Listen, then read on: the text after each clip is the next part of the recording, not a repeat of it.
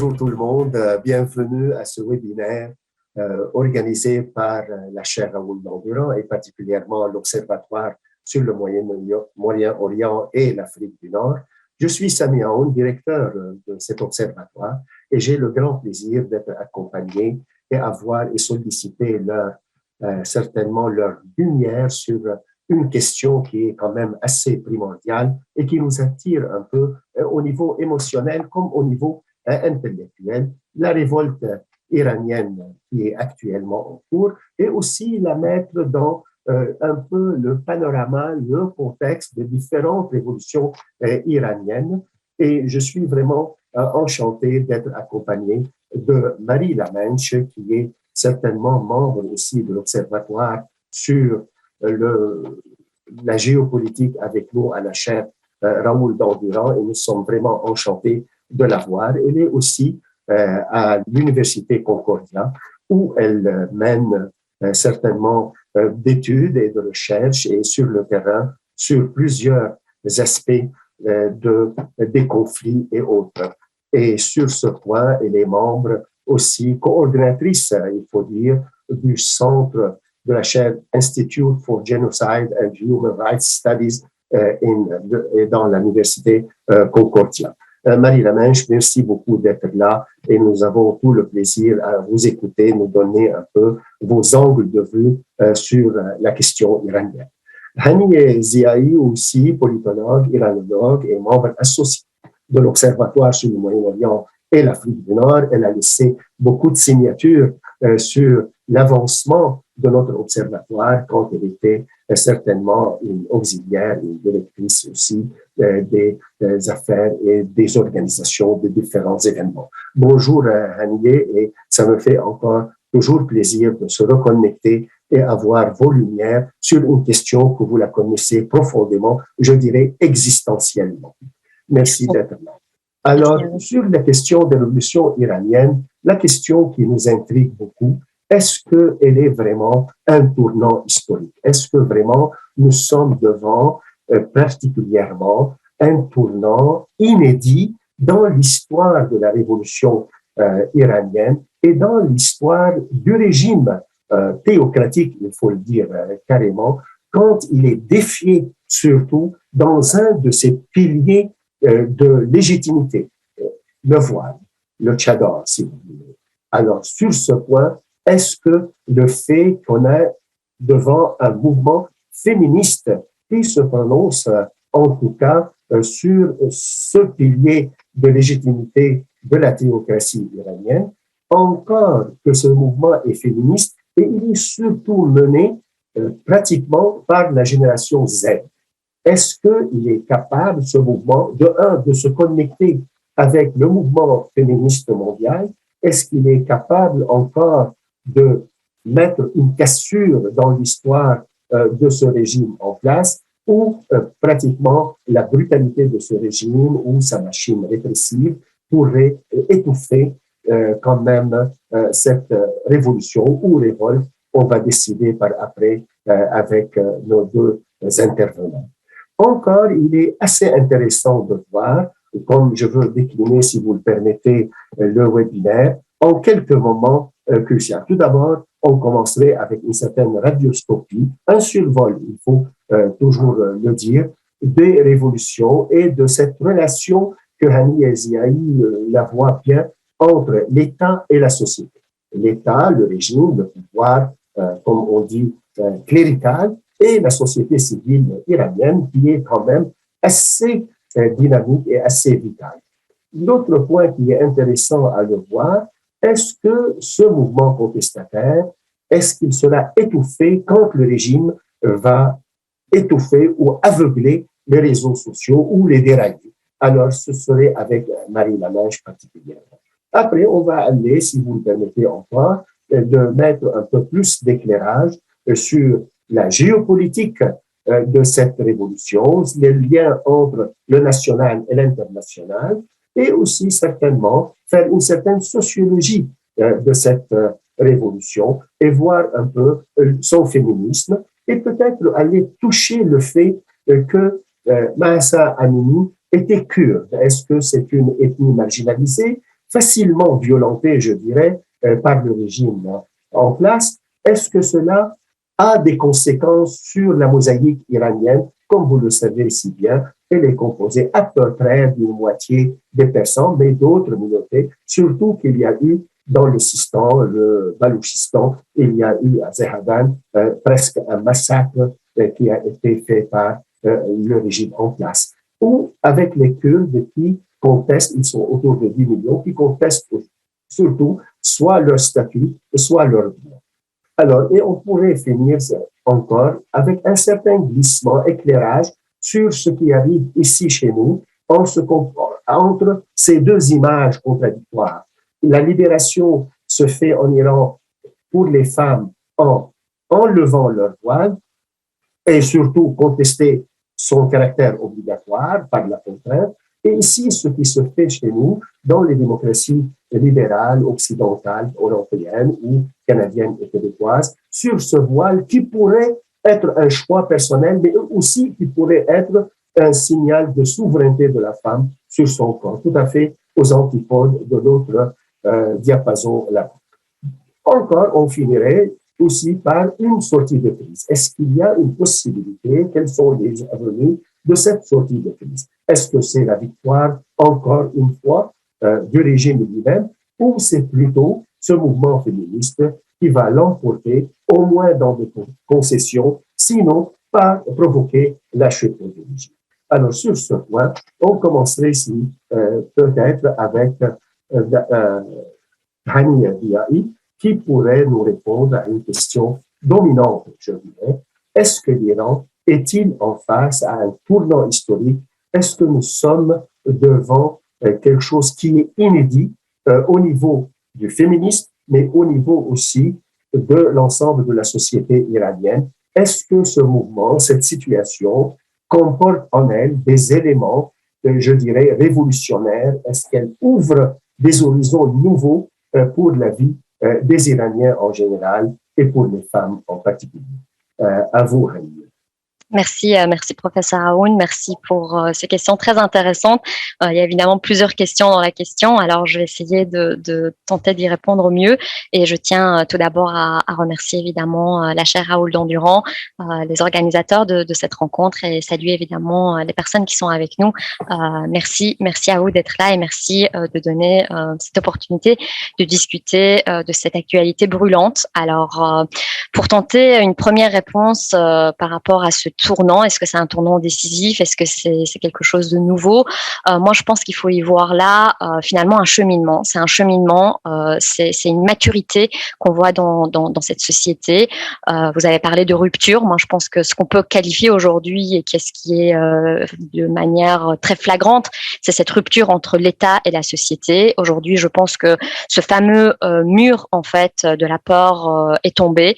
On voit aujourd'hui, et on l'a vu aussi par rapport à d'autres mouvements de protestation qui ont eu lieu depuis 2017 jusqu'à aujourd'hui, ou de manière graduelle, où on voit en fait finalement qu'on est arrivé à tel point qu'on est prêt finalement à mettre sa vie en péril. On parle évidemment de colère, on parle de révolte, on parle de courage par rapport, surtout par rapport aux femmes. Cette détermination finalement, je pense, qui est partagée au niveau de l'ensemble de la société, qui se confronte finalement à quoi? Finalement à un régime, à un système de valeurs, un système de référence qu'on est en train de voir en ce moment et qui est pas arrivé non plus par hasard, puisqu'évidemment il faut y voir justement cette idée de continuité de cette question de cheminement, cette question de maturité. C'est qu'on est arrivé finalement aujourd'hui dans un contexte où deux mondes se confrontent. Deux mondes, deux systèmes de valeurs, deux systèmes de références qui se confrontent. D'un côté, vous avez un État qui est donc une idéologie politique, qui est une idéologie religieuse, qui évidemment s'est donné cette idéologie et cet attribut islamique comme une identité. Et pour revenir par rapport à la question des femmes, les femmes, il faut savoir qu'elles étaient les premières à remettre en question cet attribut islamique de la République.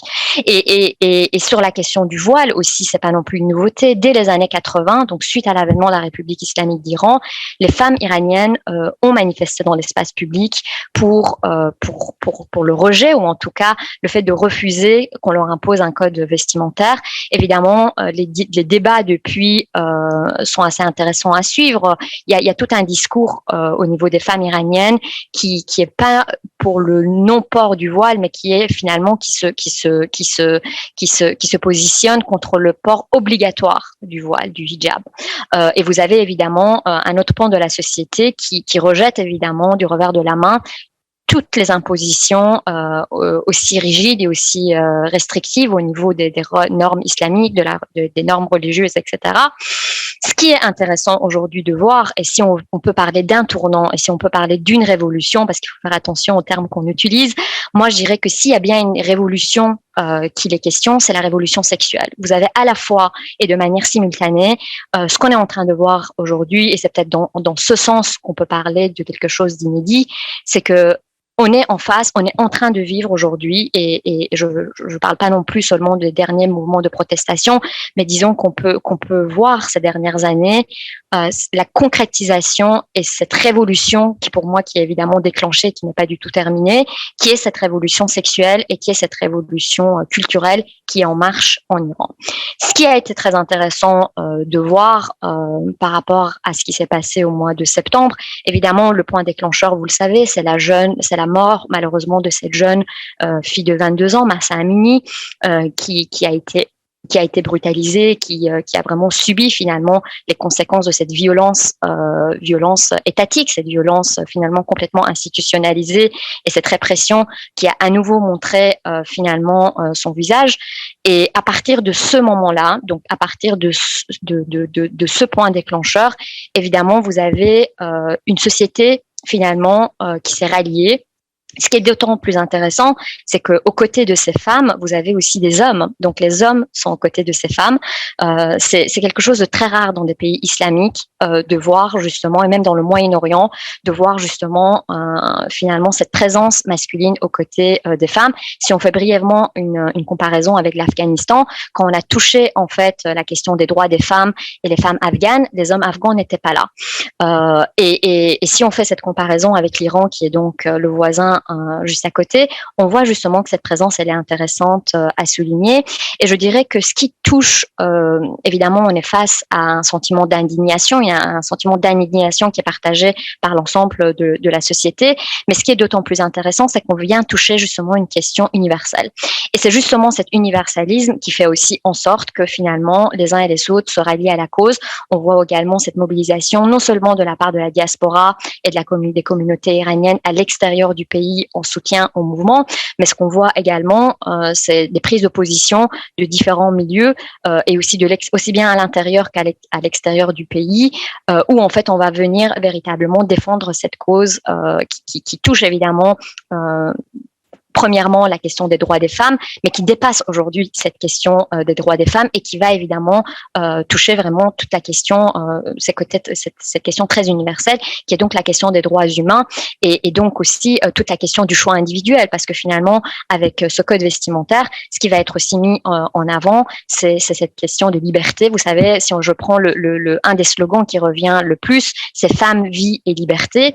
Et c'est vrai qu'on a ce ralliement finalement d'une société et différentes générations, différentes classes sociales, parce que c'est aussi intéressant de voir ce croisement et cette solidarité entre les hommes et les femmes, mais aussi à travers les différentes classes sociales, aussi au niveau intergénérationnel. On voit aujourd'hui des collégiennes en Iran des 15 ans, des 14 ans. On a vu les vidéos qui ont circulé dernièrement. On voit aussi les milieux universitaires. Vous savez, aujourd'hui, le milieu universitaire, je ne sais pas si vous avez pu le voir dans les dernières nouvelles, il y a un mouvement de grève maintenant qui est lancé à travers les universités du pays. Et donc, vous voyez, vous avez à la fois des étudiants, à la fois des retraités, à la fois des femmes, à la fois des hommes, à la fois des jeunes collégiennes qui vont évidemment se rallier sur cette question de femmes, vie et liberté. Et on touche, oui, évidemment, à la question de la femme, à la question des droits des femmes, on touche à la question de la vie, justement, en opposition à la mort, puisque finalement, on est aussi dans une société, vous l'avez dit, une répression aussi brutale et aussi forte, où en fait, on vient à considérer que finalement, la vie humaine n'a plus de valeur. Et qu'un État se donne aujourd'hui le droit de vie et de mort sur chaque citoyen. Évidemment, le dernier mot de ce slogan qui est liberté, évidemment, ça touche à quelque chose de beaucoup plus large, c'est-à-dire que à la fois, on touche à la question de la liberté individuelle, à la question de la liberté collective, à la liberté de presse, à la liberté d'expression, à la liberté de réunion, à la liberté d'association. Je m'arrêterai là, mais évidemment, on pourrait poursuivre et si vous voulez peut-être rebondir sur ce qui vient d'être dit ou demander plus de précision. Certainement, on aura beaucoup de questions, j'espère, du public qui nous écoute avec beaucoup d'intérêt et d'attention. Mais en tout cas, si je comprends bien, il y a comme deux trajectoires qui vont être en collision ou qui se confrontent. Il y a une société qui se sécularise.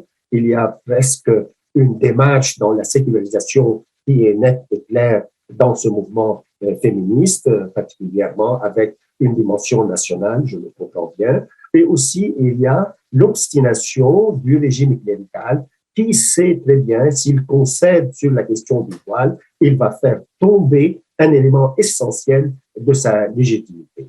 Pour l'instant, on pourrait dire encore, dans un peu de transition, que cette sécularisation n'est pas nécessairement apparente dans pratiquement le mouvement. On n'est pas devant un mouvement, disons, athéiste ou qui rejette la foi ou rejette la religion, comme vous le dites, c'est bien. Plus ils sont concentrés sur la question de l'obligation. Mais j'aime bien écouter un commentaire de Marie-La, même si elle permet un peu de nous donner son éclairage sur ce que Annie vient de nous exposer. Je pense que ce qu'on remarque aussi, et ce qui est important dans tout régime autoritaire, c'est que souvent, s'ils contrôlent l'économie et si les citoyens ont finalement un certain niveau, ils ont un travail, ils ont une bonne situation économique, souvent ils vont laisser faire, on voit ça en Chine, le régime autoritaire. Mais même là, au niveau, en Iran, le contexte économique est très grave. Donc non seulement ils n'ont aucune liberté de choix ou de liberté individuelle, mais en plus ou collective, mais en plus de ça, ils ont aucune prospérité économique. Donc le régime est aussi mis à mal à cause de ça. Autrement, j'étais d'accord absolument avec tout ce qu'Annie a dit, c'est que ça va plus loin que l'habillement. Et moi, j'avais étudié le mouvement de révolte au Soudan aussi, et il y avait vraiment quelque chose de similaire où ça ramenait vraiment au niveau géographique, il y avait vraiment différentes régions. Il y avait les femmes, les hommes, les différentes classes. Il y avait aussi quelque chose de transgénérationnel qui était très intéressant à regarder. Oui, et certainement aussi, Annie a dit la solidarité des hommes, mais aussi la solidarité des familles, que ces écolières sortent seules dans la rue sans une certaine approbation, une certaine complicité de leurs parents. C'est difficile à y croire. Mais j'aime bien vous poser à vous maintenant, Marie-La Mèche, une question sur les réseaux sociaux. Vous le dites si bien que ces réseaux sont un peu les garants du succès de ce mouvement, ou plutôt ce serait entrave à leur succès si jamais le régime réussit à les étouffer, à les aveugler. Qu'est-ce que vous dites sur ces questions des réseaux sociaux et leur pouvoir décisionnel sur l'avenir et le bon succès de cette révolte? Ce qu'Annie expliquait bien, c'est qu'en fait, cette révolution, en fait, finalement, c'est une accumulation de différents mouvements. Et aujourd'hui, pour la première fois, on a une génération qui vraiment est née avec les réseaux sociaux. Mais il y a eu d'autres, en 2014, en 2017, il y a déjà eu vraiment des vidéos sur les réseaux sociaux par exemple, en 2014, Masih Alanijad, qui est une journaliste iranienne, avait fait un autoportrait d'elle-même sans son voile et l'avait posté sur les réseaux sociaux. Et cet acte était devenu, finalement était en soi un peu privé, était devenu un acte politique. Et le mouvement a pris de l'ampleur au fur et à mesure des mois, et c'est devenu un mouvement qui s'appelait Stealthy Freedom, et qui cherchait vraiment à promouvoir les droits de la femme en Iran. Et puis de plus en plus, finalement, le cyberespace est devenu donc ce lieu de protestation, un lieu où les femmes pouvaient enfin avoir une voix, où ne laissait pas le régime iranien avoir le monopole sur ce qu'elles avaient à dire ou ce qu'elles pensaient. Et en 2017, Ahmadinejad a fait une nouvelle campagne qui s'appelait White Wednesdays, où finalement ce qui se déroulait en ligne s'est déroulé dans les rues. Les femmes portaient un voile blanc ou un bracelet blanc, parfois l'enlevaient. Et donc, je suppose que beaucoup de personnes qui nous regardent se souviennent de cette image de cette femme qui était debout sur une boîte et qui a enlevé son voile et l'a mis sur un bâton. C'est une image qui est devenue vraiment symbolique. Elle a été arrêtée, mais c'est vraiment c'est pour montrer que ces réseaux sociaux qu'on voit maintenant, il y a une histoire derrière aussi qui encore une fois c'est intergénérationnel et c'est une tour qui peu à peu grandit. Donc aujourd'hui beaucoup des images qu'on voit, les vidéos, il faut comprendre que le régime iranien a construit comme le fait un peu la Russie ou comme le fait la Chine, a essayé de construire un intranet iranien, en fait, qui contrôlerait absolument tout ce qui se déroule sur les réseaux sociaux. Néanmoins, beaucoup d'Iraniens utilisent des plateformes comme Facebook et WhatsApp pour rester en communication. Mais il y a d'autres plateformes qui sont interdites. Donc, les Iraniens doivent avoir accès doivent vraiment, à chaque fois qu'on doit trouver des moyens de contourner la censure iranienne afin de communiquer entre eux et de communiquer leurs messages avec l'extérieur. Parce que les réseaux sociaux, pour nous, ça nous paraît peut-être parfois comme un jeu, là, mais dans certains pays, c'est extrêmement important. Par exemple, si vous voulez organiser un mouvement, vous devez avoir accès à WhatsApp pour communiquer entre vous ce qui va se dérouler dans différents endroits. Et puis, si on veut montrer la brutalité du régime iranien et de la police de la moralité, le seul moyen, c'est de justement filmer ces vidéos et de les faire parvenir à l'extérieur. Mais là encore, c'est très compliqué quand le régime iranien essaye de couper complètement Internet, ce qu'ils ont fait depuis plusieurs années, de nombreuses fois. Et c'est une manière d'étouffer le mouvement, justement. Quand ils coupent complètement Internet, par exemple, quand ils l'ont fait plusieurs fois, ils vont en profiter justement pour commettre de graves crimes contre les manifestants. Donc, il y a plusieurs groupes maintenant iraniens et en dehors de l'Iran qui font de leur mieux pour justement aider les Iraniens à contourner la censure du régime et à faire en sorte que les vidéos qu'on voit tous sur les réseaux sociaux, justement, soient visibles à l'extérieur. Mais ça devient de plus en plus compliqué parce que c'est un peu comme un jeu du chat et de la souris. Au plus les manifestants trouvent des moyens sophistiqués pour essayer de rester en communication, d'avoir accès à Internet, au plus le régime trouve aussi des moyens sophistiqués pour justement s'attaquer à eux. Donc, ils vont... Dans le long terme, ce que moi j'espère, c'est de voir l'Internet par satellite. Mais c'est vraiment compliqué. Il faut que les satellites soient amenés en Iran, ce qui est toute une complication. Mais c'est pour montrer l'importance de ces réseaux sociaux pour que justement nous, on soit au courant de ce qui se passe et que eux, sur le terrain, puissent communiquer entre eux. Certainement, Elon Musk a essayé ça avec la guerre en Ukraine et il a réussi. Je ne sais pas quelle est son attitude. Mais c'est intéressant parce que justement l'administration Biden a vraiment allégé certaines sanctions et a fait en sorte que justement des compagnies comme Google, SpaceX, etc. puissent quand même être sur le terrain sans avoir à subir les sanctions. Oui, je reviens sur Masih Alinejad qui a été aussi menacé toujours d'assassinat en plein États-Unis, aussi par un enlèvement qui a été avorté heureusement et que maintenant ceux qui l'ont perpétré sont déjà en prison devant la cour aux États-Unis. Donc, elle a essayé quand même de bien défier le régime jusqu'à devenir une menace. Et c'est elle qui a dit que c'est faire tomber le voile, pratiquement, c'est égal à faire tomber un mur de Berlin presque en Iran. Et cela, je le vois aussi pertinent en ce sens. Deuxième point qui m'a attiré l'attention, que les modes d'emploi généralement entre les pouvoirs autoritaires, qu'ils soient en Chine, en Russie ou ailleurs dans le monde arabe, en Syrie ou ailleurs, pratiquement ont à peu près la même approche de ces révoltes et ces révolutionnaires, ces contestataires. C'est toujours aussi dire qu'ils sont manipulés par l'étranger, par l'ennemi étranger, et que simplement c'est un complot contre le régime en place, contre le pays en place. Le fait de dénigrer la loyauté de ces contestateurs, certainement c'est un prélude ou une étape pour aller les éliminer ou les écraser ou pratiquement les museler. Alors, sur ce point, je peux aller, si vous permettez, encore avec Haniye sur la question de la dimension ethnique. Est-ce que le fait que Amini a été une jeune kurde, presque, je dirais, innocente, parce qu'elle a été prise par un barrage comme ça sur l'autoroute sans nécessairement être en pleine conscience de ce qui arrive dans le pays presque. Alors, est-ce que le fait qu'elle est kurde et que beaucoup des manifestations et la colère se fait plutôt dans les régions kurdes, intensément, je dirais, alors est-ce que ce fait-là va mettre en péril une certaine légitimité qui est déjà craquée un peu par soit les ethnies, soit les Balouches, soit les Kurdes, qui sont majoritairement sunnites, versus un régime persan et chiite. Est-ce que, Haniye, on pense ici, on a quelque chose d'un craquement de l'ordre social iranien?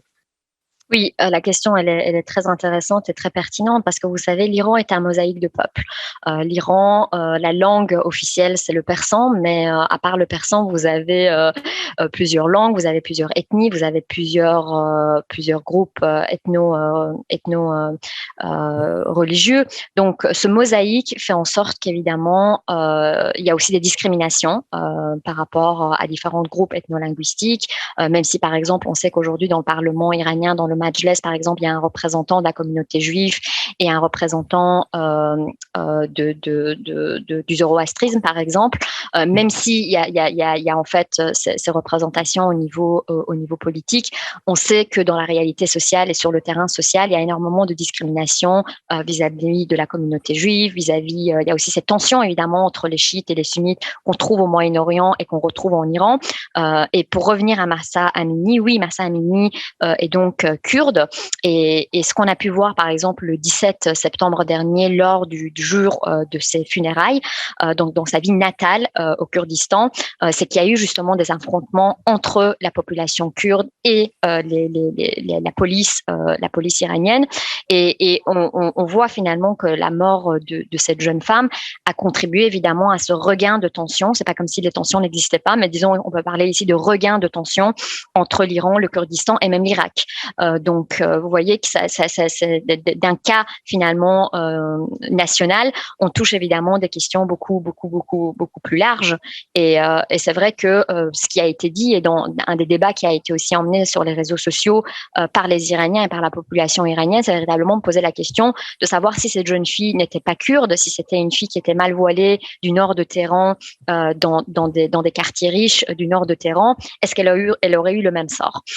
Donc, c'est assez intéressant de voir que cette question-là fait débat et on revient évidemment sur cette identité kurde et par rapport à Mahsa Amini. Oui, c'est très pertinent ce que vous dites parce que je crois qu'il n'y a pas une volonté ni stratégique au niveau des États-Unis ou des puissances occidentales, ni d'autres, de faire éclater l'entité iranienne. Ça, c'est clair pour le moment, mais on ne sait pas comment les choses voulaient peut-être prendre une autre allure, un autre élan par après. Mais pour l'instant, on pourrait dire que les slogans de ce mouvement féministe, j'insiste, femmes, vie et liberté, mais aussi il y avait abat la dictature ou la mort au dictateur, ce qui lui donne encore une dimension politique. Cette fois-ci, il y a comme un rejet de la tête du pouvoir, celui qui est le décideur ultime et celui qui est garant de la stabilité du pouvoir. Est-ce que, Haniye est toujours, si vous le permettez, est-ce que nous sommes devant un sens populaire que Khamenei, malgré que sa santé n'est pas si chancelante comme on l'a prétendu il y a 2 semaines, on l'a vu faire une parade devant des forces policières, on l'a vu sur un tribun donner un discours de 15 minutes debout, faire une bonne marche. Alors, pratiquement, est-ce qu'on l'idée le régime est en transition très probable, très imminente, ça fait un certain élan d'enthousiasme pour le contester, dire abat la dictature et en même temps réclamer une liberté des femmes dans le port du voile.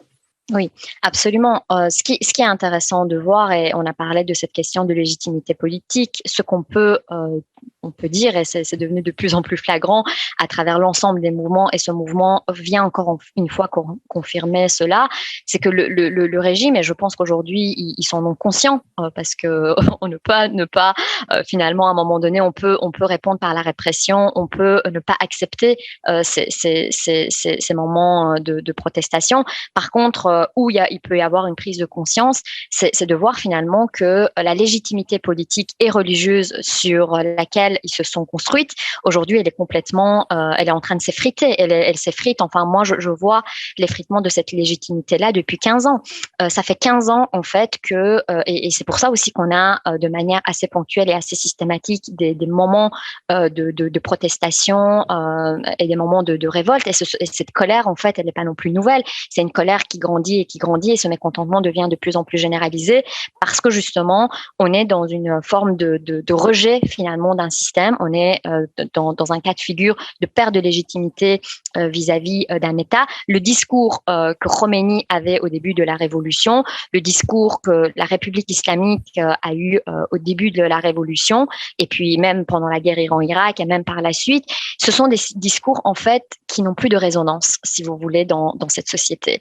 On n'y croit plus, en fait, tout simplement. Pourquoi ? Parce qu'il y a une perte de confiance de la part de la société vis-à-vis de son État. On revient à cette question de rupture. Non seulement il y a une perte de confiance vis-à-vis de l'État et des autorités, mais aussi à la fois il y a une méfiance, et ce qu'on reproche ultimement finalement à l'État et à cette figure, en fait, la figure politique et religieuse qui n'en font qu'un, on reproche à cette figure d'autorité de ne pas et d'avoir jamais, en fait, respecté le contrat social.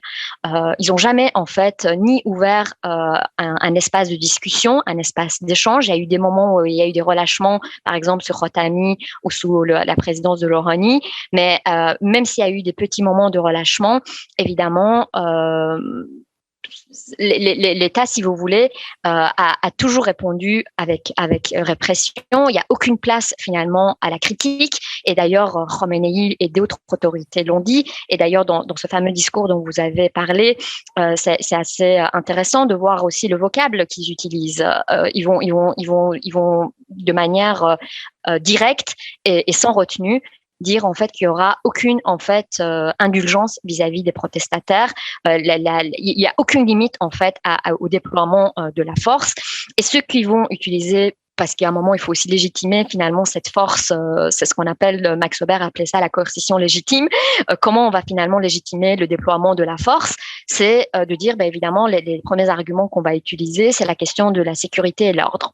En appelant, en disant, finalement, vous semez l'insécurité dans la société, vous amenez, en fait, l'insécurité.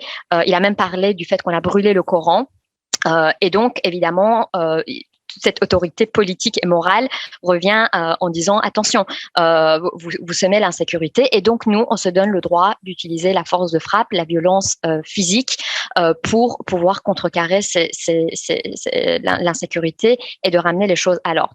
Sauf que ce qui est très intéressant, et vous l'avez très bien dit, à un moment, on va aussi reprocher finalement à ce que ces élans de protestation viennent de l'extérieur en disant c'est les États-Unis, c'est Israël, c'est des personnalités comme cette journaliste qui vont un petit peu provoquer les choses à l'intérieur de l'Iran.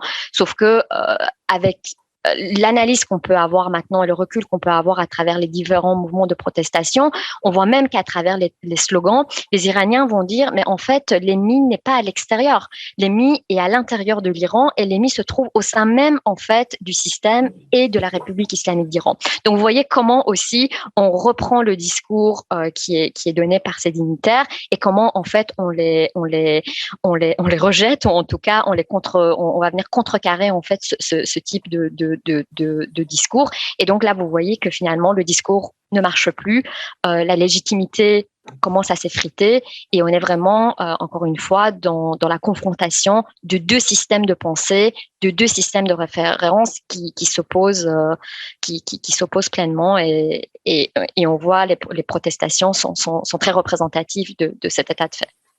Je pense que c'est, comme dans beaucoup de systèmes autoritaires, finalement, les problèmes, pourriture, entre guillemets, vient du régime. On voit ça que ce soit en Russie ou en Chine. Par exemple, en Russie, il y a les oligarques, etc., qui ont tout l'argent alors que le peuple n'a rien. On voit ça aussi en Iran quand justement des officiels iraniens étaient à New York en septembre. On les voyait en même temps faire du shopping dans les plus grands magasins new-yorkais et s'amasser, etc., alors que les Iraniens n'ont rien. Et le discours de dire que c'est des mouvements qui viennent de l'extérieur, etc., c'est le même discours qu'on entend à chaque fois dans tout régime autoritaire. Le régime chinois dit la même chose, Vladimir Poutine dit la même chose. Les Iraniens, comme tous les autres, ne sont pas dupes. Justement, ce qui est intéressant à regarder dans tout le mouvement qu'on voit maintenant aussi, c'est que ce mouvement vient de l'intérieur et a ensuite, peu à peu, eu le soutien de l'extérieur. Quand on voit ces jeunes femmes, ces jeunes écolières sur les réseaux sociaux, ça vient d'elles. Et c'est ce qui est vraiment intéressant, moi, je trouvais, c'est qu'elles y vont maintenant presque corps à corps avec la police de la moralité et avec la sécurité qui est extrêmement violente, quoi. Mais c'est un peu comme elles n'avaient plus rien à perdre finalement. Oui, je continue avec vous, Marie. Les réseaux sociaux, est-ce qu'ils pourraient faire émerger un leadership qui est manquant aujourd'hui à ce mouvement? Il n'y a pas un leadership. À peu près, entre parenthèses, le sort du printemps arabe qui a mené à son échec, on n'avait pas ni leadership, ni un programme assez bien articulé. Est-ce que vous croyez que les réseaux sociaux pourraient faire émerger un leadership alternatif, il faut le dire, mais aussi faire sortir d'autres personnalités charismatiques? Par exemple, je pense à des vedettes dans le sport, dans l'art, la peinture, autres, les écrivains. Et d'ailleurs, la Ligue des écrivains iraniennes a été solidaire avec la contestation. Alors, est-ce que les réseaux sociaux pourraient être un lieu d'émergence d'un leadership alternatif à Khamenei? Et ce que vous dites aussi, j'aime bien ce que vous le mentionnez, on a une question à cet aspect-là. Et il y a certainement, sous le régime iranien, il y a eu un enrichissement d'une classe très privilégiée, surtout des mullahs et leur peut-être parenté ou leur milieu. En échange, on voit que la classe moyenne se rétrécit jusqu'à tomber à peu près soit à la moitié, moins de 50% de la société. Et on voit aussi la misère. Et peut-être c'est dû aux sanctions encore ou la mauvaise performance du régime. Alors, qu'est-ce que vous nous dites sur le leadership alternatif et aussi sur cette situation, je ne veux pas dire lutte de classe, mais disons répartition très mauvaise, très inégalitaire des richesses? Je ne crois pas que les réseaux sociaux aient la capacité de former un leadership parce que finalement, c'est un outil de contestation et il faut voir ce qui va se passer. Mais moi, ce que j'aime bien en réseaux sociaux, justement, maintenant, c'est qu'on voit justement cette diversité et multiplicité.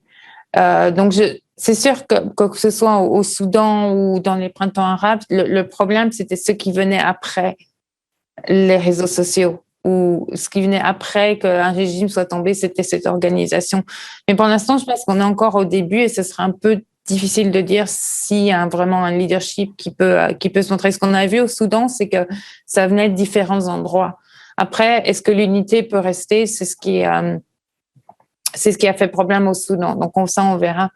Mais au niveau économique, je pense que là, c'est ça aussi, ça fait partie de la contestation, c'est ce manque vraiment de l'argent. C'est pour ça qu'on voit différentes classes aussi participer au mouvement. C'est que les difficultés économiques sont vraiment grandes et que finalement, on peut être d'accord peut-être que certains conservateurs sont d'accord avec certaines idées du régime, mais en même temps, s'ils n'ont aucun argent, il faut se battre aussi pour ça. Et on a vu beaucoup de révolutions qui sont faites justement par un manque de pain ou de gaz ou d'essence, quoi. Ça fait partie de beaucoup de révolutions, beaucoup de mouvements sociaux ou révolutionnaires.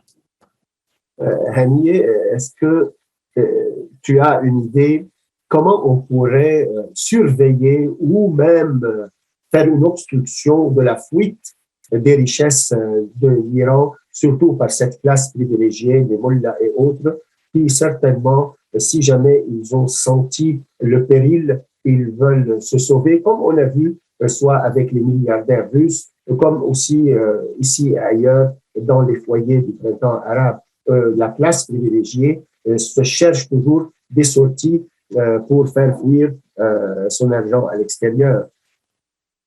Oui, c'est quelque chose qu'on voit de manière assez systématique depuis un certain nombre d'années. Prenons juste le Canada comme exemple. Vous avez en fait sur le sol canadien la présence en fait des enfants, des petits-enfants, des personnes qui viennent de ce système. Si vous regardez au niveau des biens aussi immobiliers, vous avez des centres commerciaux qui appartiennent en fait à ces classes-là. Je prends le cas aussi par exemple de la Belgique. C'est intéressant parce que vous savez à un moment Sabena, la compagnie nationale en Belgique, a fait faillite et un des premiers acheteurs était la famille Rafsanjani. Les fils de Rafsanjani sont vraiment, ils évoluent entre Bruxelles et Téhéran. C'est des gens qui sont non seulement en Europe, mais ils sont aussi en Amérique du Nord. Ils sont aussi très présents au Canada. Il faut savoir aussi que vous avez ici des étudiants qui obtiennent des bourses pour pouvoir partir. Évidemment, vous imaginez bien que ces bourses, c'est pas uniquement pour l'amour du savoir et de l'éducation.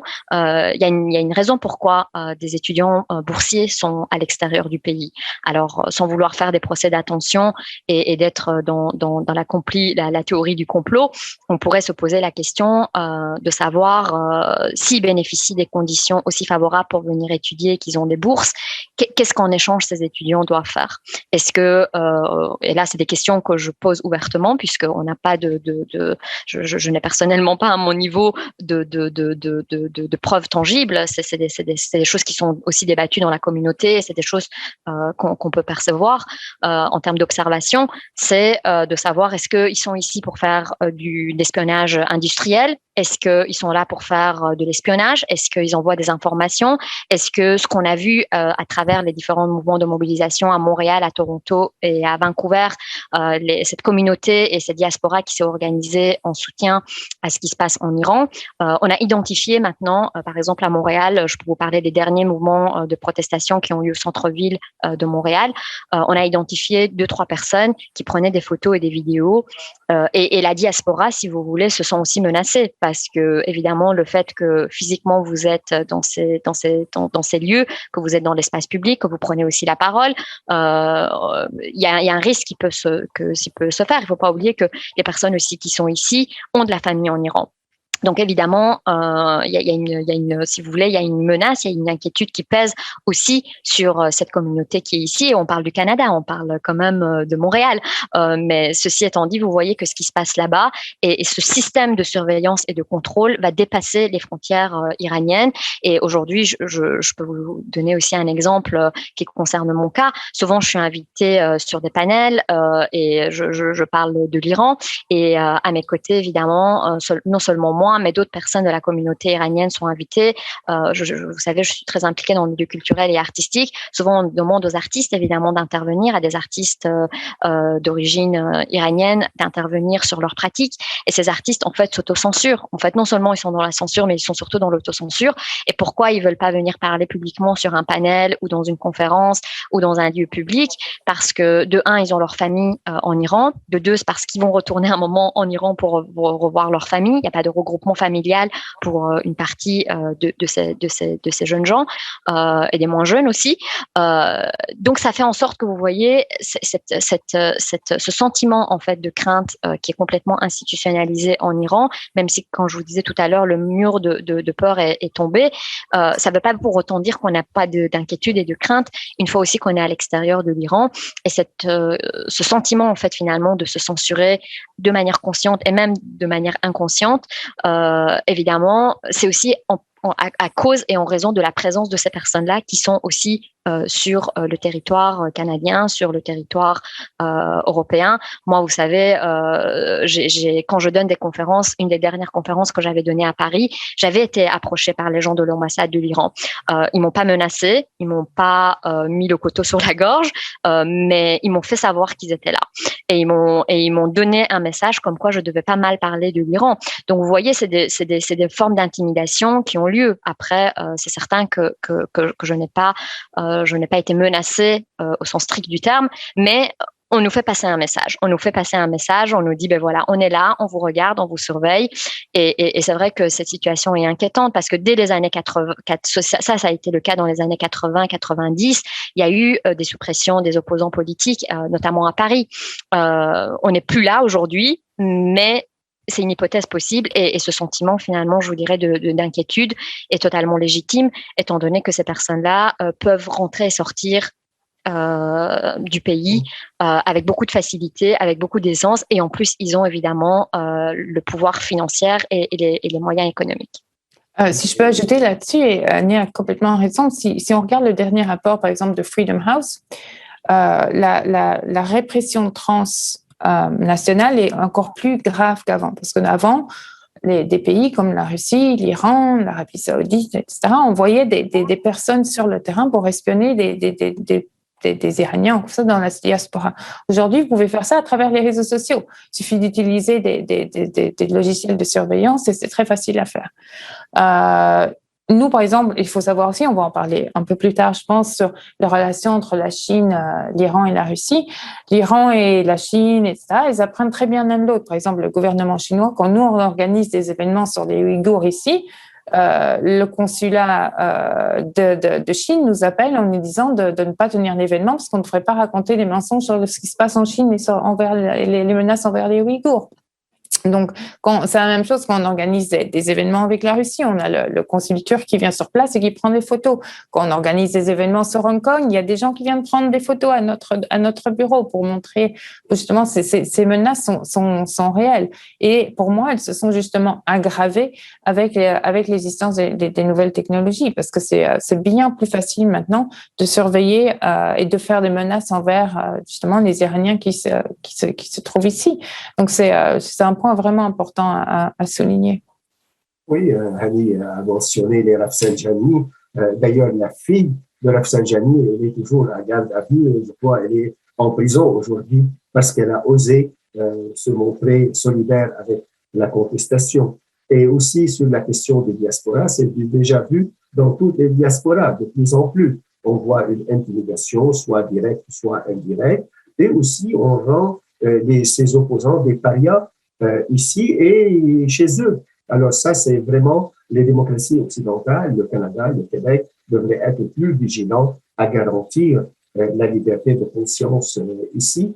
Sinon, la question du refuge, la question va être vidée de sens si on est vraiment intimidé. Mais aussi, il faut admettre qu'il y a des gens qui ne partagent pas le point de vue des opposants, mais plutôt du régime. On le voit, par exemple, même des universitaires ou autres. Alors ça, c'est vraiment intéressant. Mais je veux reprendre quelque chose un peu assez intéressant dans la mobilisation.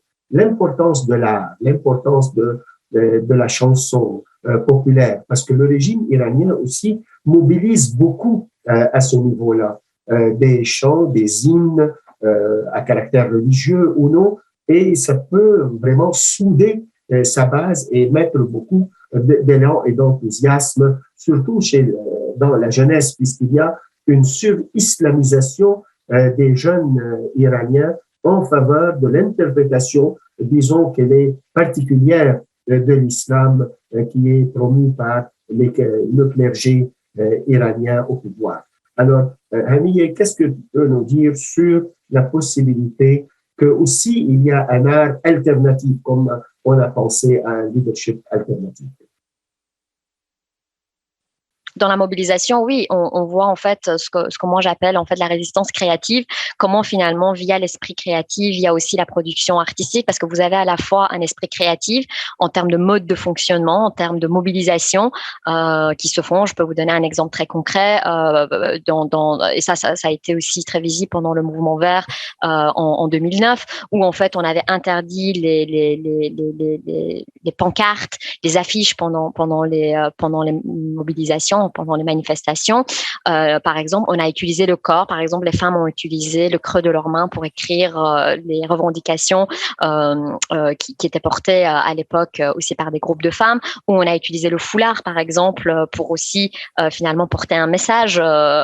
Et c'était intéressant parce que on pouvait pas leur arracher à cette époque, même encore aujourd'hui, on pouvait pas leur demander d'enlever le voile puisque c'est un code vestimentaire obligatoire. Donc vous voyez, finalement, la société s'est organisée. Tout à l'heure, on parlait du jeu du chat et de la souris. C'est à chaque fois, en fait, on est dans le détournement, on est dans le contournement, on est dans la ruse, on est dans le détour pour essayer de contrecarrer, si vous voulez, les restrictions. Alors, on le retrouve aussi bien en termes de pratique et en termes de mobilisation, mais on le retrouve aussi à travers la production artistique et culturelle. Aujourd'hui, on voit qu'à travers la caricature, les affiches, les chansons, on parlait tout à l'heure avant de commencer de Bella Ciao, cette chanson évidemment qui a toute une historique, qui porte évidemment tout un message politique, qui a été complètement revisité par une jeune iranienne. On a aussi la chanson de Shervin, Baroye, qui circule aujourd'hui beaucoup sur les réseaux sociaux. Vous savez, il y a eu beaucoup de vidéos d'un travail artistique qui a énormément qui circule énormément aujourd'hui sur les réseaux sociaux. Tout à l'heure on parlait justement des réseaux sociaux.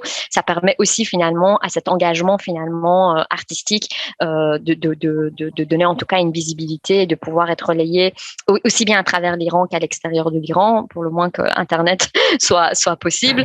Mais ceci étant dit, les jeunes Iraniens, c'est la génération 2.0. C'est une génération qui est beaucoup sur les vidéos. On a eu aussi beaucoup de vidéos d'animation. Et ce qui a été aussi intéressant, c'est en termes d'engagement de la part des artistes, aussi bien le milieu culturel et le milieu artistique en Iran, et même des personnes qui sont de notoriété publique dans la télévision iranienne, donc sur des chaînes nationales qui travaillent pour l'Iran. Ces personnalités-là ont pris position, ont condamné le milieu du cinéma aussi bien des acteurs que des cinéastes comme Asghar Farhadi ont aussi pris la parole pour condamner en fait l'acte de l'État et cette répression très très brutale. On le voit aussi des artistes qui sont à l'extérieur de l'Iran comme Golshifteh Farahani, qui prennent aussi position, et je pense aussi que de son côté elle a aussi réussi à mobiliser toute la communauté des artistes internationales. Vous avez cette fameuse vidéo des femmes artistes françaises qui se sont coupées les mèches de cheveux en soutien au mouvement. Donc on voit que finalement cette communauté artistique est aussi solidaire, et cette communauté artistique, si et à un moment on avait peur de prendre position, on avait peur d'aller dans la sphère politique, parce que souvent les artistes vont vous dire ce que je fais c'est pas politique, moi je veux pas m'immiscer dans la question politique. On voit que la tendance a complètement changé. Un des artistes me disait, tu sais Agnès, tout en Iran est politique. Alors même la caricature, le dessin, la peinture, le chant, le rap iranien, le cinéma, tout devient politique dans ce contexte-là. Et c'est vrai qu'on voit que il y a de plus en plus un engagement de la part des artistes, et ça se fait de manière public, et ça se fait plus sous le couvert de l'anonymat.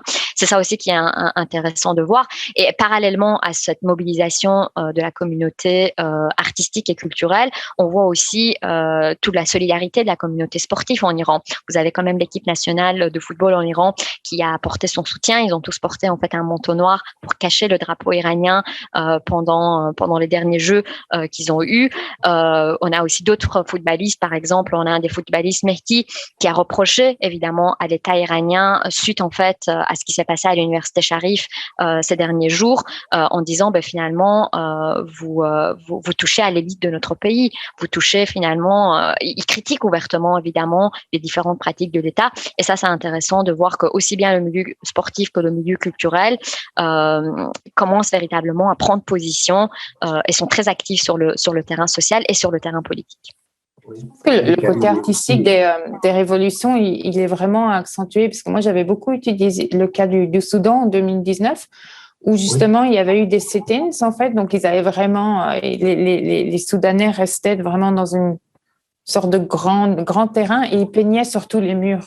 Et tout ce qui, avec beaucoup de couleurs, et en fait, ils peignaient leur vision du futur du Soudan sur les murs. Parce que justement, ça, c'était au moins, il n'y avait plus de barrière de la langue, c'était voilà comment nous voudrions voir l'avenir de notre pays, quoi. Donc ce côté artistique nous permet à nous aussi d'ici de comprendre quand on comprend pas l'arabe, quand on comprend pas la langue au Soudan, on avait ça finalement. Oui, et surtout que Golshifteh Farahani, quand ça m'a touché beaucoup quand elle interpellait le président français Macron et lui demandant pourquoi la tour Eiffel n'est-elle pas aux couleurs de l'Iran, comme il a fait pour d'autres. Alors, ça, c'est intéressant. Ça me permet de continuer avec Marie, si vous le permettez, sur cette solidarité internationale des féministes en Occident. Pour l'instant, peut-être dans les dernières heures, j'ai remarqué plus il y a peut-être plus d'expressions de solidarité. Par exemple, à Paris, Mahsa Amini va devenir bientôt citoyenne d'honneur de Paris. Et on voit aussi la mobilisation de couper une mèche de ses cheveux, c'est les grands artistes. Mais pour l'instant, comment on pourrait évaluer la solidarité, surtout dans les démocraties occidentales? On ne va pas s'attendre à avoir une solidarité des pays qui sont apparentés au régime iranien, non plus, pour dire les choses franchement, du côté de l'espace arabe qui a été déçu de la fin de son tragique, je dirais, de son printemps arabe. Alors, qu'est-ce qu'on pourrait dire ici, au niveau occidental, de cette solidarité pour l'instant?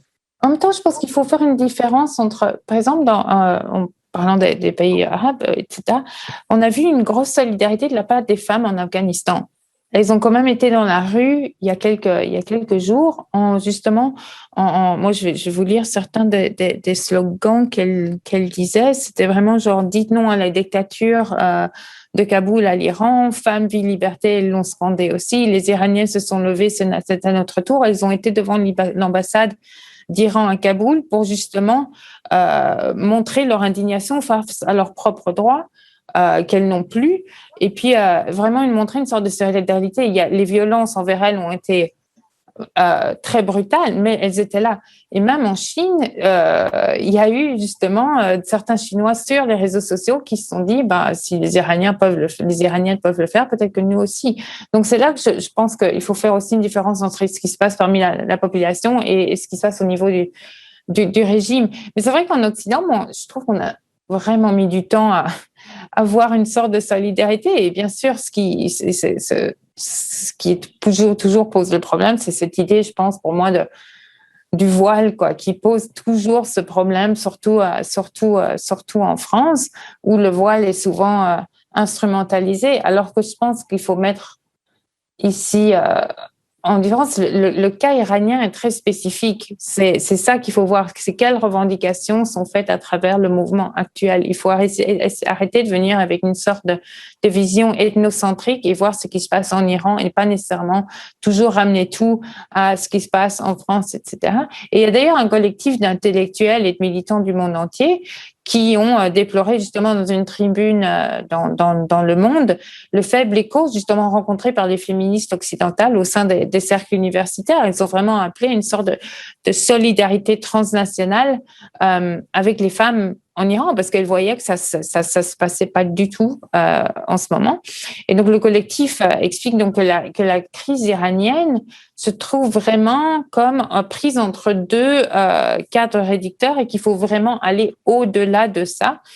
Et donc, c'est une des phrases qu'ils ont dit, nous insistons sur un agenda queer, féministe, anticapitaliste, antifasciste qui ne réduit pas les luttes de nos alliés en Iran aux problèmes auxquels nous sommes confrontés par rapport au nord global. Donc, c'est vraiment un appel à dire, occupez-vous de ce qui se passe en Iran et essayez de pas toujours ramener tout à ce qui se passe ici, quoi.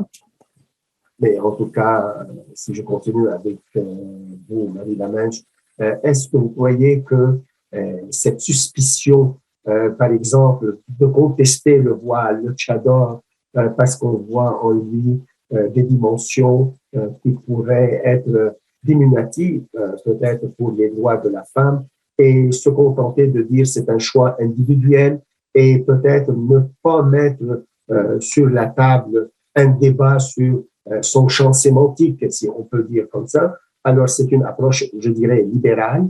Mais est-ce que vous voyez, parce que l'Occident ou la culture occidentale est quand même intimidée par le fait, si jamais une femme musulmane, disons, qui vit au Québec, elle jette ou enlève son voile, elle l'écrase comme les jeunes écolières iraniennes le font, on pourrait risquer aussi de déclencher une vague d'islamophobie, comme on le dit, ou qu'on aime bien s'exprimer pareil, et attiser, si vous voulez, une certaine haine sociale à l'égard des groupes, qu'ils soient musulmans ou autres. Alors, est-ce que vous pensez que c'est mieux qu'au Québec, particulièrement au Canada, qu'on se contente que c'est un choix individuel sans nécessairement amener dans le débat la question théocratique comme un pilier identitaire d'un pouvoir clérical, autoritaire et certainement qui voulait miroiter qu'il est une démocratie religieuse, mais après tout, il ne l'est pas.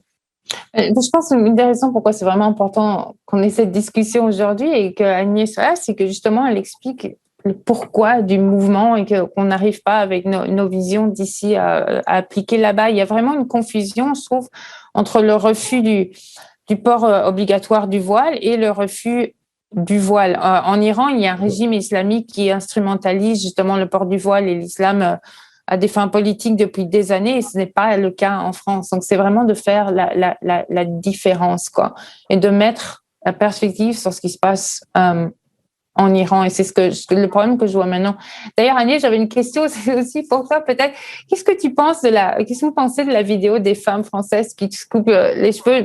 Je suis vraiment, parce que moi-même, je suis vraiment divisée entre c'est facile à faire et en même temps, tous les débats qu'il y a sur le sujet, quoi. Je suis un peu entre deux conflits, là. Une des demandes qui vient de la part de ces manifestants, des personnes qui sont en Iran, une des demandes qu'ils ont toujours fait, c'est de mettre en lumière sur ce qui se passe en Iran. Pour les Iraniens et pour les gens qui se mobilisent à travers ce type de mouvement, ce qui aujourd'hui est important puisqu'on est dans une société d'image et Guy Debord disait une société de spectacle. Je veux rien réduire à ça, mais c'est vrai qu'on est dans une société d'images, de vidéos, de photos et donc et de réseaux sociaux comme Marie tu l'as très bien développé.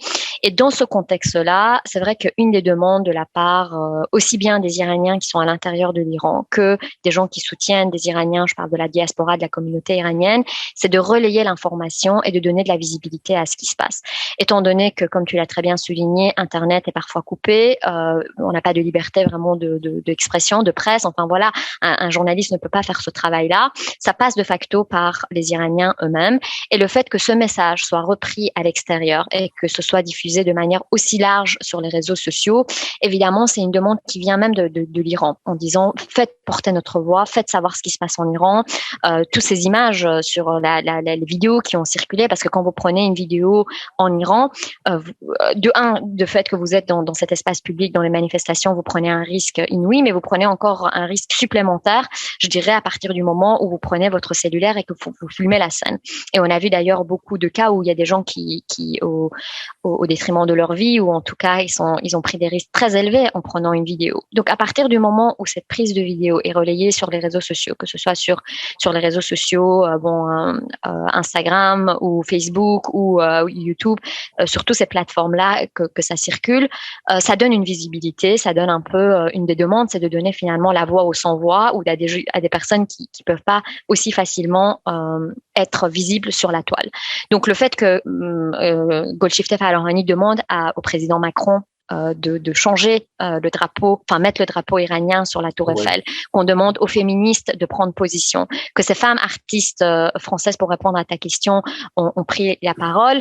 Moi, je pense qu'il faut y voir quand même une forme de solidarité, et on s'étonne aussi du silence de certaines personnes. Parce que finalement, la question, c'est pas de dire qui prend la parole et qui est solidaire. Ça va de soi. On parle de la question des femmes, on parle de la question des droits humains, on parle de la question des femmes. Donc, dans ce sens-là, voilà, les démocrates on s'attend évidemment à ce qu'ils parlent, et quelque part, je dirais, c'est un peu une demande qui vient de l'Iran, où on peut se poser la question, c'est qui se tait aujourd'hui, qui ne parle pas. Pourquoi Macron ne parle pas? Pourquoi Justin Trudeau n'était pas là pendant les manifestations? La communauté iranienne était choquée de pas voir il y avait le parti conservateur qui était là, le parti libéral, et Justin Trudeau n'était pas physiquement, même s'il a condamné, et qu'il y a d'autres autorités au niveau du ministère des Affaires étrangères ont pris position, ils ont condamné ce qui se passe en Iran. Ils ont condamné évidemment la répression de manière ouverte. On a reproché quand même à Justin Trudeau dernièrement de pas être présent physiquement. Donc, on peut se poser la question qui parle, qui ne parle pas, qui dit quoi, à quel moment. Je pense que c'est surtout ça qu'il faut se poser comme question. Mais plus les gens vont parler de ça et plus on va parler de l'Iran, vous imaginez bien que ça va faire connaître ce qui se passe. Et les Iraniens veulent qu'on parle on veut parler d'Iran, on veut parler de ce qui se passe en Iran, on veut donner une image de l'acte aussi et de la répression. Ça a commencé depuis le mouvement vert. Et le gouvernement, si on coupe Internet, si en fait on essaie d'empêcher ces informations de circuler, c'est justement parce qu'on veut pas mettre en lumière ce qui se passe à l'intérieur de l'Iran. Donc dans ce sens-là, moi je pense que c'est inédit et c'est positif qu'on en parle. Après, il faut savoir comment on parle, dans quel contexte on en parle, puis c'est quoi l'objectif. Parce que après, c'est vrai que malheureusement on peut tomber dans des instrumentalisations et je peux comprendre aussi que, parce que souvent c'est une question de perception, je pense aussi que des femmes qui sont croyantes, des femmes qui portent le voile ou même peut-être la communauté musulmane aussi à l'extérieur du pays peut parfois se sentir attaquées dans leurs croyances, peuvent aussi se sentir attaquées dans leur choix de vouloir porter le voile. Mais évidemment, là encore une fois, il faut faire attention de pas faire d'amalgame, de pas mélanger les contextes. Le contexte iranien est très particulier. Ça concerne pas les femmes croyantes musulmanes en France ou au Québec. Ça concerne les femmes iraniennes et ce qu'elles demandent par rapport à leurs droits au niveau de la juridiction et une remise en question de la juridiction islamique qui opérait en Iran. Donc, il faut faire la part des choses et pas être dans des confusions et dans des amalgames. Oui, comme tu as dit au début peut-être de ton intervention, l'universalisme aussi a une place en quelque sorte. Il ne faut pas être timoré de dire que cette valeur est plutôt universalisable ou universelle et l'autre ne l'est pas. Quand, par exemple, on met un tchador ou un voile sur des mineurs, donc on les rend nubiles, donc on les rend en quelque sorte objets sexualisés. Alors, vous comprenez, c'est quand même une ligne très délicate de, comme tu dis très bien, le mutisme ou l'interventionnisme. Ce qu'il faut faire, c'est pas par un néo-orientalisme ou un néocolonialisme arrogant, mais c'est plutôt un certain dialogue interculturel pour régler les choses. Mais avant, peut-être on peut aller sur un autre point dans cette solidarité occidentale, qu'on espère en tout cas. Est-ce que cette diaspora est capable vraiment d'envoyer un modèle de leadership, oui ou pas? C'est ce qui m'intéresse, Marie Manouche. Pour Marie, la question. Donc, je ne saurais pas trop comment répondre parce que pour moi, on est vraiment un début d'un mouvement. Donc, je ne sais pas si Annie a une proposition, mais pour l'instant, moi, je vois surtout que ça doit venir au sein de l'Iran, quoi. Donc, ce qu'on voit en fait, c'est qu'il n'y a pas d'alternative. Il n'y a pas de leader. Ce mouvement n'a pas de leader. Ça, c'est ce qu'on peut observer d'entrée de jeu. Ce qu'on peut dire aussi, c'est que la diaspora iranienne et la communauté internationale, jusqu'à un certain point, ils peuvent agir. Je veux dire, c'est déjà cette diaspora iranienne qui est ici au Canada, qui est aux États-Unis, c'est une diaspora divisée. Il y a énormément de divisions. Vous avez, prenons juste la catégorie anti-régime. Dans le catégorie anti-régime, vous avez les toudéistes, vous avez les communistes, vous avez les moudjahidines, vous avez les pro-royalistes, les pro-Pahlavi. Vous avez des gens qui viennent dans les manifestations avec le fameux drapeau du lion et du soleil, qui est donc le drapeau de l'ancien régime, qui est complètement rejeté par une partie de la communauté iranienne parce qu'on veut pas qu'il y ait de drapeau. Dans le cadre, pour certains en tout cas, on veut pas qu'il y ait de drapeau dans ce type de mobilisation. Donc vous voyez, les uns et les autres déjà ne sont pas d'accord.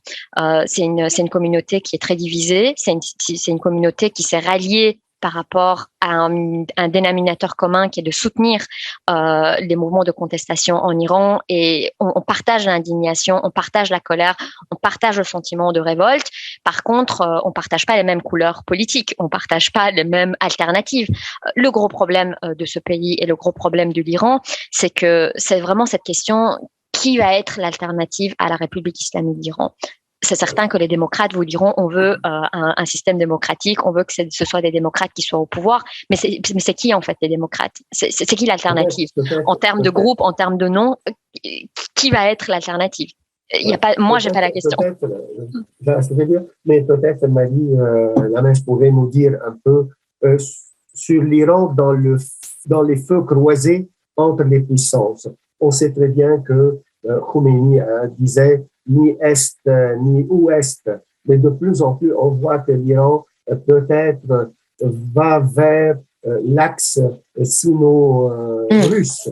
Donc, il y a comme une certaine parenté, attraction entre ces régimes autoritaires. Comment oui, on vraiment, pourrait sauver cette révolte de ces feux croisés entre les puissances mondiales?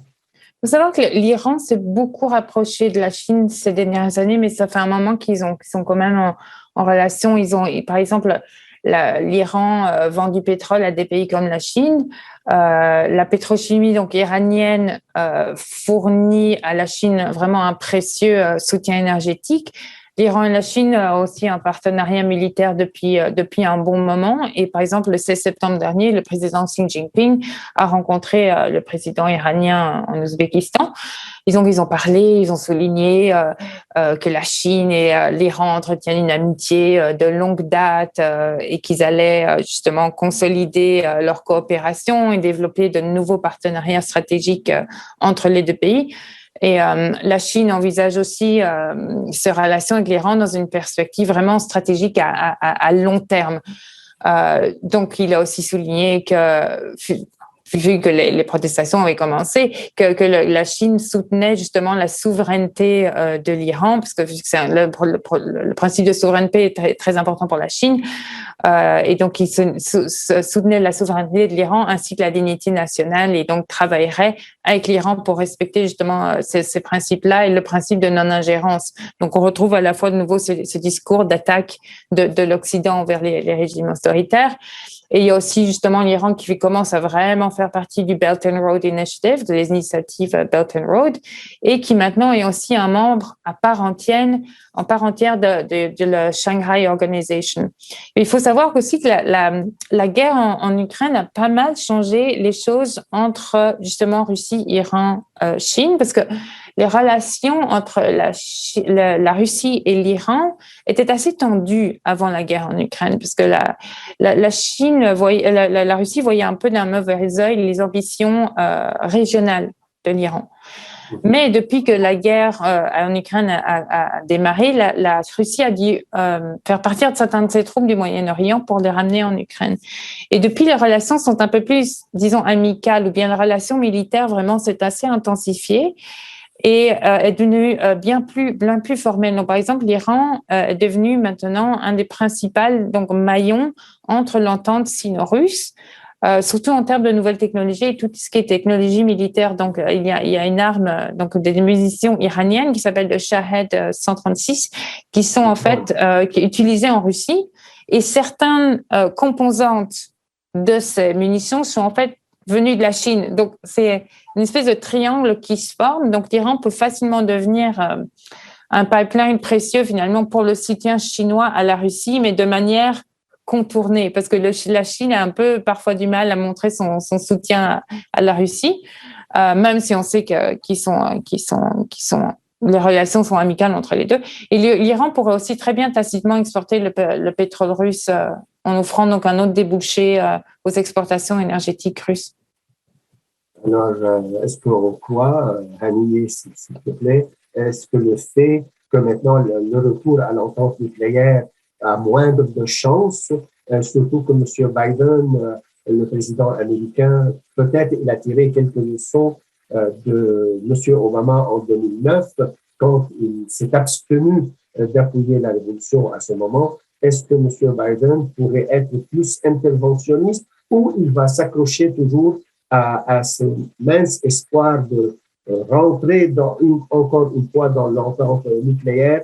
Et en ce sens, la conséquence serait qu'il va traiter avec le régime et non pas aider à sa chute, mais plutôt l'encourager ou faire pression sur lui pour quelques changements structurels, pas nécessairement, mais au moins au niveau du voile ou d'autres comportements à l'égard des droits humains.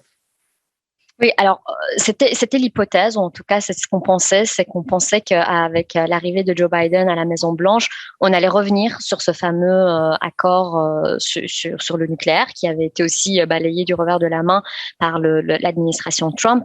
Trump en fait avait déjà reproché à l'administration Obama d'avoir conclu un accord, un très mauvais accord. C'était vraiment les termes qu'il avait utilisés en disant on reconnaît pas du tout cet accord et l'administration Trump était très très critique par rapport à ça. Bon, évidemment, sous l'administration Trump, tout était très imprévisible. Il y a eu énormément, il y a eu une nouvelle vague de tensions entre les deux pays, et on a pensé qu'avec l'arrivée de Joe Biden, peut-être que justement on pouvait revenir vers un dialogue ou quelque chose de beaucoup plus modéré, ou en tout cas aller vers une tentative de dialogue et tenter en fait à nouveau pour une ultime fois la voie diplomatique. Mais je pense que là, dernièrement, Joe Biden aussi s'est prononcé. Contrairement à Macron, Joe Biden a condamné de manière publique ce qui s'est passé en Iran en revenant sur la mort de cette jeune fille de 22 ans, Mahsa Amini. Donc, évidemment, les relations ne sont pas du tout de bon augure. Vous savez, il n'y a plus de relations diplomatiques depuis le prise d'otage en Iran. Les relations n'ont jamais été bonnes. Il y a vraiment une méfiance mutuelle. Cette méfiance mutuelle fait en sorte qu'il y a toujours cette rhétorique de la diabolisation de l'autre. Donc, dans ce contexte-là, et surtout avec l'arrivée de Raïssi en 2021, donc le nouveau président, qui est d'ailleurs très impopulaire et qu'on considère très incompétent, on voit pas trop en fait où on peut aller dans ce contexte-là, surtout avec les derniers mouvements de protestation qui viennent d'arriver. Je pense que c'est vraiment pas les conditions favorables, si vous voulez, pour se mettre autour d'une table et puis de choisir la voie diplomatique. Surtout que ce qui bloque le côté iranien et qui l'a souvent bloqué, c'est que toute l'idéologie politique et religieuse de ce gouvernement s'est bâtie en fait en opposition aux États-Unis et sur ce sentiment anti-américain. Donc, si vous voulez, on peut pas revenir. Ce qui est difficile pour les autorités iraniennes, même s'il y a eu des moments où on voulait tenter d'avoir une conversation. Sous Rouhani, il y avait eu cette fameuse appel historique téléphonique entre le président Obama et Rouhani. Ceci étant dit, le problème, c'est que le gouvernement a du mal à revenir sur son identité qui s'est construite sur ce anti-américanisme. Donc, je pense que pour le moment, tout est gelé. On ne peut pas vraiment, dans ce contexte, parler d'apaisement ou de dialogue. Je pense qu'il faut attendre de voir où vont aller ces mouvements de protestation, et peut-être que d'ici quelques mois, on va revenir sur la question nucléaire, on va revenir sur la place de l'Iran sur la scène internationale, etc. Après, ce qu'il ne faut pas oublier, c'est que le contexte de la guerre et ce qui se passe en Ukraine est quand même fondamental, parce que ce qu'il ne faut pas oublier, c'est que l'Iran à la deuxième, arrive en deuxième position en termes de gaz. C'est la deuxième puissance en termes de gaz après la Russie. Donc, je vous laisse en tirer les conclusions. Pourquoi Macron n'a pas parlé? En Europe aujourd'hui, on s'intéresse surtout à comment on va chauffer l'Europe à l'hiver, avec l'hiver qui s'en vient. Où va être l'Europe en janvier 2023? Je pense que pour le moment, la priorité, c'est pas le dossier nucléaire. La priorité, c'est comment l'Europe va se chauffer, comment l'Europe va réagir à partir du moment où Poutine a fermé les vannes du gaz. Par contre, on a un pays comme l'Iran qui a en fait non seulement le gaz, mais énormément de ressources naturelles. Et donc, évidemment, ça va changer la donne. Et je pense que s'il y a aussi un silence du côté de Macron, c'est en lien avec ce qui se passe avec la guerre, ce qui se passe en Ukraine, ce qui se passe avec la Russie, et avec toute cette question de ressources dont le gaz. Si je peux juste rajouter quelque chose, j'ai un collègue de la chaire Raoult-Dandurand qui m'a fait parvenir un message comme quoi apparemment Trudeau et Chrystia Freeland donneraient une conférence de presse à 2 heures où ils parleraient sûrement de l'Iran. Donc on va voir ce qui va être dit. Cette conférence se terminera juste à temps pour qu'on aille tous écouter un peu, mais peut-être que là enfin on aura un petit peu d'action de la part du gouvernement canadien, parce que c'est une chose de mettre le Parlement en couleur de l'Iran, mais je pense qu'au niveau des sanctions, etc., on pourrait faire sûrement plus au niveau des sanctions ciblées contre certains officiels du régime. En tout cas, est-ce que ces sanctions, surtout canadiennes, restent au niveau symbolique, pas nécessairement avec une conséquence vraiment grave pour ni l'économie iranienne, ni l'avenir du régime? Alors, on pourrait conclure pour aller écouter peut-être tous ensemble ce point. Quel est le sort de cet automne de colère ou ce printemps persan? Est-ce que vraiment, si je conclus à titre de perception personnelle, on ne voit pas une menace existentielle pour ce régime théocratique pour l'instant, mais on voit plus d'ennui, plus de fractures. Surtout, on n'a pas remarqué des fissures à l'intérieur du régime pour le moment. Par exemple, c'est vrai que le mouvement féministe et contestataire et révolutionnaire en Iran n'a pas eu un appui clair, manifeste, même des religieux iraniens qui sont des rivaux à Khamenei, à titre d'exemple, ou libéraux, comme on les appelle. Et aussi, de l'autre part, on voit très bien que ce régime tient bon. Et en ce sens, il n'a pas utilisé toute sa brutalité pour l'instant. Alors, la question, quels sont les horizons de cette mobilisation pour le moment? On commence avec Marie, si c'est possible. Mais je pense qu'on peut revenir à ce qu'on disait dès le début, c'est que même si ce n'est pas, disons, même si encore une fois, le régime permettra à mettre le couvercle sur la marmite continue de bouillir finalement. Donc oui, on a eu multiples mouvements, etc.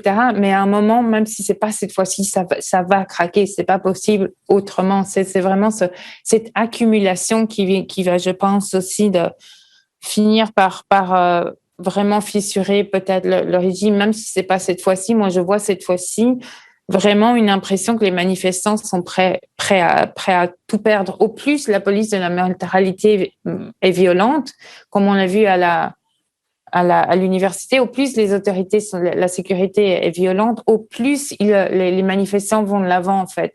Ce qu'on voyait moins avant. Cette fois-ci, maintenant, ils y vont vraiment de front. Donc, je pense que peu à peu, même si c'est pas cette fois-ci, ça craque un peu, ça va craquer un peu de toutes parts. Et puis, je pense qu'il est important aussi de dire, c'est que le sort des Iraniens sera décidé par les Iraniens, pas par les acteurs internationaux, même s'ils venaient, ce sera décidé par eux. Alors, à ce moment, Haniyeh, à quoi il faut s'attendre, disons, après Khamenei? Avec lui maintenant, mais après lui. Est-ce que le régime iranien va devenir dynastique?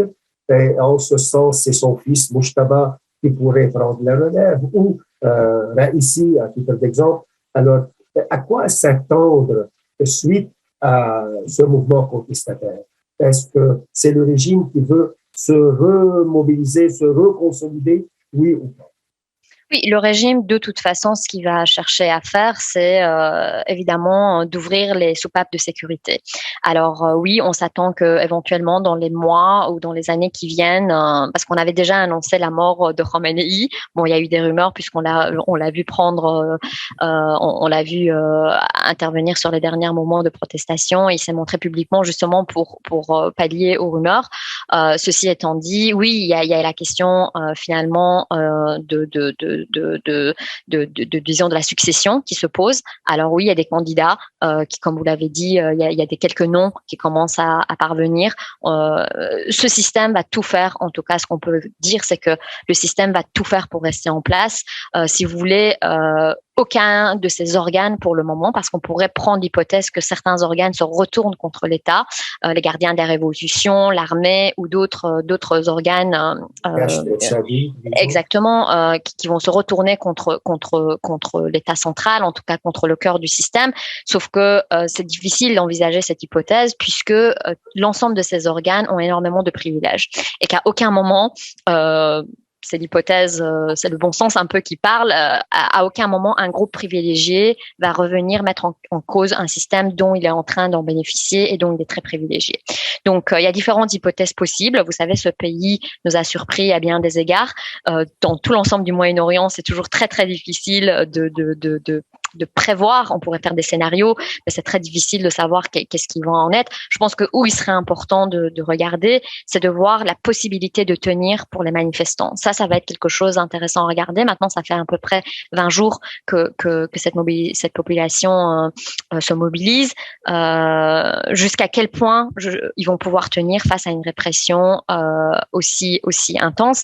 Et malheureusement, ce qu'on a pu voir, si on regarde plus le passé pour essayer de comprendre le présent, l'ensemble des mouvements de contestation qui ont eu lieu, que ce soit des mouvements avec des revendications politiques, sociales, économiques ou beaucoup plus ciblées, souvent, en fait, malheureusement, ça a été étouffé et ça a été étouffé dans le sang. On a vraiment étouffé dans l'œuf ces élans de révolte. Donc, malheureusement, c'est la réponse et vous avez raison. L'État n'a pas encore démontré jusqu'où elle peut aller dans la force de frappe. Là, pour le moment, on est au bâton, on est à des arrestations. Évidemment, il y a des balles réelles qui sont lancées sur la population, mais je pense que ce système s'est doté de tellement d'équipements et ils sont tellement préparés, ils se sont préparés depuis 2009. Vous savez, depuis 2009 jusqu'à aujourd'hui, ils ont eu quand même un certain nombre de temps pour pouvoir s'équiper et se moderniser. Donc le problème, je vous dirais que c'est souvent l'étouffement qui est perceptible après quelques semaines et jusqu'à quel point les Iraniens vont pouvoir tenir face à cette répression brutale. Donc c'est difficile dans ce contexte, je vous dirais, de faire des hypothèses. On peut envisager des scénarios, mais il est difficilement envisageable de savoir exactement qu'est-ce qui va en être dans les jours et les semaines qui viennent.